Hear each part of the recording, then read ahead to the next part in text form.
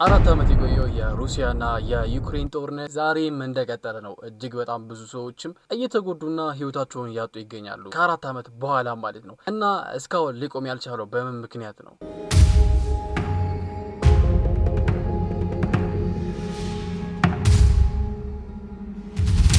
ባሳለፍነው 24 ሰዓት ብቻ በዩክሬንና በሩሲያ መካከል በተፈጸሙ ጥቃቶች ከ8 በላይ የሚሆኑ ሰዎች ተገድለዋል።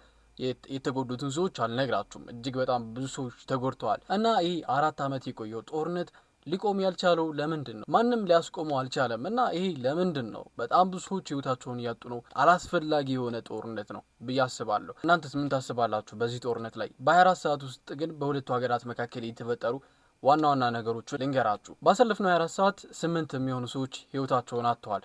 በሚሳይል በድሮን በመሳሰሉ በተፈጸሙ ጥቃቶች ከሞቱ ሰዎች በተጨማሪ ደግሞ እጅግ በጣም ብዙ ሰዎች ጉዳት ደርሶባቸዋል። በኢነርጂ ተቋማቶች ላይም እጅግ ከፍተኛ የሆነ ጉዳት እንደደረሰ ነው የተነገረው። ግን ደግሞ በሁለቱም ሀገራት ነው ባሳለፍነው 24 ሰዓት ጥቃት የተፈጸመው። ዩክሬንም አጥቅታለች፣ ሩሲያም አጥቅታለች። ከ24 ሰዓት በፊት ግን ሩሲያ ዩክሬን ላይ ከባድ የሆነ ጥቃትን ፈጽማ ነበር። የድሮን ጥቃት እና ደግሞ ኦረንሺክ የሚባለውን ሚሳኤልም ሩሲያ ተጠቅማ ነበረ ዩክሬን ላይ እና በ4 ዓመት ውስጥ ጦርነቱ ከተጀመረ ጀምሮ ለሶስተኛ ጊዜ ነው ይህንን መሳሪያ ስትጠቀመው።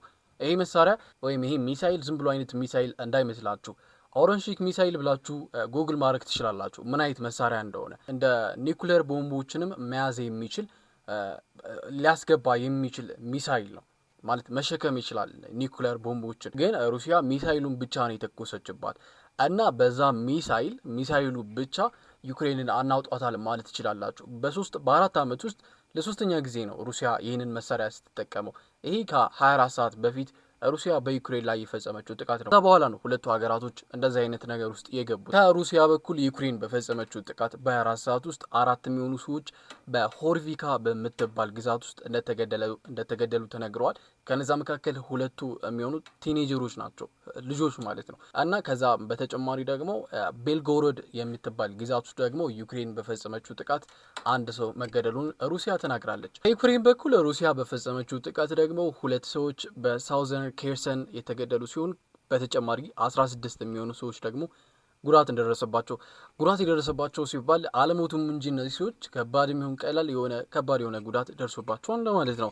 እና ይህ ነገር ነው የተፈጠረው ባሳለፍነው 24 ሰዓት ውስጥ። ይህ ጦርነት የተጀመረው 2022 ዓመተ ምህረት ነው፣ የዛሬ 4 ዓመት በፊት።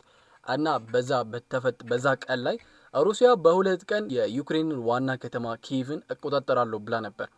እና ከባድ የሆነ ጥቃት ነው የከፈተችው፣ ድንገተኛ የሆነ ጥቃት ነው የከፈተችው። ዩክሬን ግን ቀላል ሆና አልተገኘለችም። ለሩሲያ ከባድ የሆነ መከላከል ነው። ያው አውሮፓውያን አሜሪካ ቢደግፏትም ዩክሬን ግን ከባድ የሆነ ምላሽ ነው ለዩክሬን ስትሰጥ የነበረው። ይህን ማንክረው ነገር ነው። ሩሲያ ልክ እንደጀመረችበት አይደለም በዚህ ሰዓት ያለችው። ከዛ በኋላ አላማዋን ቀይራ እነዚህ 4ቱን ግዛቶቹን የዩክሬንን ጠቅልላ ይዛ በዚህ ሰዓት ትገኛለች። የመጀመሪያ የነበራት አላማ ሙሉ ለሙሉ ዩክሬንን መቆጣጠር ነበር ከዋና ከተማ ጀምራ። ያ ግን ስላልተሳካ ወደዚህ ተመለሰች። እና በዚህ 4 ዓመት ጦርነት ውስጥ በጣም ብዙ ነገሮች ተፈጥረዋል። ከሁለቱም ወገኖች በመቶ ሺህ የሚቆጠሩ ወታደሮች ህይወታቸውን አጥተዋል። በጣም ብዙ ንጹሃኖች ህይወታቸውን አጥተዋል። እስቲል ግን እየተዋጉና እርስ በርስ እየተወቃቀሱ ይገኛሉ። በሰዓት ሩሲያ ተቆጣጠራቸው የሚገኙ ቦታዎች መካከል ክራይሚያ እንግዲህ ቆየት ሲል ነው የተቆጣጠረችው። በ2016 አካባቢ 14 እንደዚህ አካባቢ ነው ቆየት ያለ።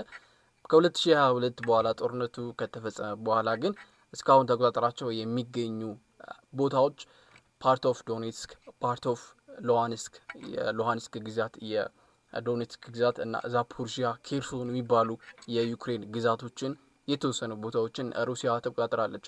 ከነዚህ ግዛቶች አብዛኛውን ማለት ትችላላችሁ ተቆጣጠራ የምትገኘው በዚህ ሰዓት። በአሜሪካ በኩል ድርድር ምናምን ተጀምሮ ነበር በሁለቱ ሀገራት መካከል፣ ግን ደግሞ ፍሬ ያፈራ አይመስልም።